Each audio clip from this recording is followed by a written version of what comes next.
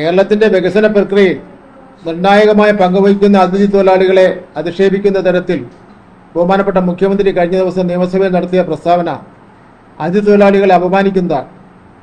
തൊഴിലാളികളെ ആസാമി എന്നും ബീഹാറി എന്നും ബംഗാളി എന്നും മലയാളി എന്നും മുദ്രകുത്തി വേർതിരിക്കുന്നത് തൊഴിലാളി വർഗ സംസ്കാരത്തിന് നിരക്കുന്നതല്ല. കേരളത്തിൽ വിനിമയം ചെയ്യപ്പെട്ട വൻ തുക അതിഥി തൊഴിലാളികളുടെ റിവേഴ്സ് റെമിറ്റൻസ് ആയി മറ്റ് സംസ്ഥാനങ്ങളിലേക്ക് ഒഴുകുകയാണെന്നും ഇവർ മദ്യപാനത്തിലൂടെയുള്ള നികുതി മാത്രമാണ് ഇവിടെ നൽകുന്നുവെന്നുള്ള മുഖ്യമന്ത്രിയുടെ പരാമർശം തികച്ചും നിർഭാഗ്യകരവും പ്രതിഷേധാർഹവുമാണ്. സ്വന്തം നാടും വീടും ഉപേക്ഷിച്ച് കഠിനാധ്വാനം ചെയ്യുവാൻ കേരളത്തിലെത്തുന്ന തൊഴിലാളികൾ സൗജന്യമായി പണം വാങ്ങിക്കൊണ്ടു പോവുകയല്ല ചെയ്യുന്നത്. അവർ ചെയ്യുന്ന കഠിനമായ അധ്വാനത്തിനും നിയമപരമായ പ്രതിഫലം മാത്രമാണ് അവർ ലഭിക്കുന്നത്.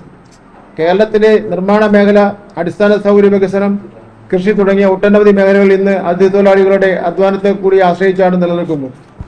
അതിഥി തൊഴിലാളികളെന്ന് അവരെ ചേർത്ത് നിർത്തി അവർക്കായി ഒട്ടേറെ ക്ഷേമ സംരക്ഷണ നടപടികൾ ഇടതുപക്ഷ സർക്കാർ തന്നെ മുൻപേ ഉറപ്പാക്കിയിട്ടുള്ള കാര്യവും ഈ അവസരത്തിൽ ഓർക്കേണ്ടതായിട്ടുണ്ട്. ലക്ഷക്കണക്കിന് വരുന്ന മലയാളി പ്രവാസികൾ ലോകത്തിന്റെ വിവിധ കോണുകളിൽ ചോര നീരാക്കി എടുത്തയക്കുന്ന പണം കൊണ്ട് കൂടിയാണ് കേരളത്തിന്റെ സമ്പദ് വ്യവസ്ഥ വലിയൊരളവ് വരെ താങ്ങി നിർത്തപ്പെടുന്നതെന്ന് യാഥാർത്ഥ്യം നാം മറക്കരുത്.